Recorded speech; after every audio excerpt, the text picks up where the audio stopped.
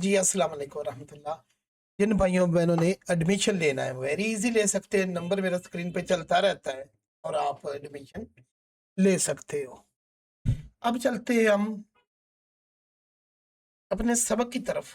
छोटी छोटी ये मिसिंग है, ये देखिए। ये तो मैंने बताया हुआ कि इसका डॉट आपने उधर लगाना है ना।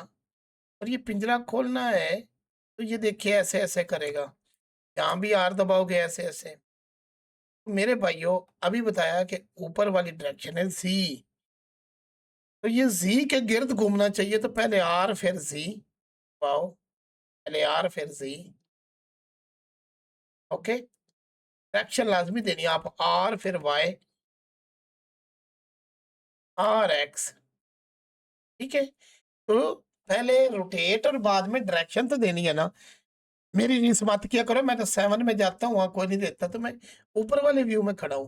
मैं खड़ा ही जी में हूं तो मैं जी क्यों दूं।